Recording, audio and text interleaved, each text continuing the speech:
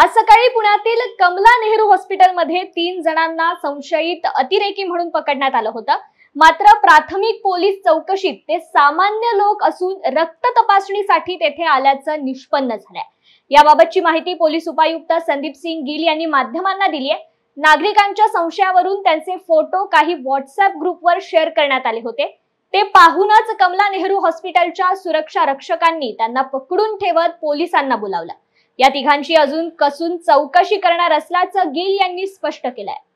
त्या प्रकरणात असं आहे की काल संध्याकाळी एका इसमाने एक सोशल मीडियावर काही फोटोज आणि एक मेसेज टाकला होता की अशा प्रकारे त्यांना वाटत होता की जे परदेशी नागरिक आहे, दुसऱ्या देशाचे काही नागरिक आहे, ते इथे अनऑथराइज्ड पद्धतीने फिरत होते।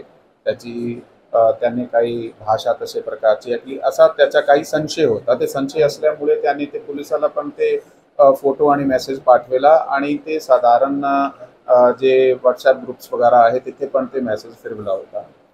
आणि मग त्यामधून जे लोक होते, आम्ही काल पण ते चेक केला होता आमचे पोलीस स्टेशन्सने की असे प्रकारचा काही कोणी संशयित व्यक्ती आजूबाजू आहे किंवा कसे।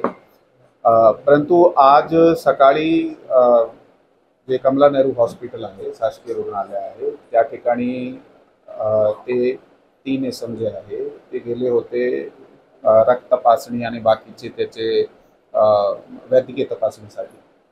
आणि मग त्या ठिकाणी ती फोटो आणि ती मेसेज हॉस्पिटलचे काही जणांकडे असल्यामुळे त्यांना संशय वाटला। त्या संशय असल्यामुळे ते फोटो वगैरे त्यांनी मॅच करून पाहिली, तर त्या लोकांना त्यांनी त्यावेळी आपल्याकडे बसवून घेऊन पोलिसाला इन्फॉर्म केला की असे प्रकारचे व्यक्ती आमच्याकडे आलेले आहेत। त्याच्या काहीतरी फोटो वगैरे मधून ते त्यांना पाहिला ते संशय वाटत होता। पोलीस त्या ठिकाणी गेली, पोलिसांनी त्याच्याकडून विचारपूस केली। विचारपूस केल्यानंतर आम्ही विचारपूस करण्यासाठी त्यांना पोलीस स्टेशनला आणलं आहे।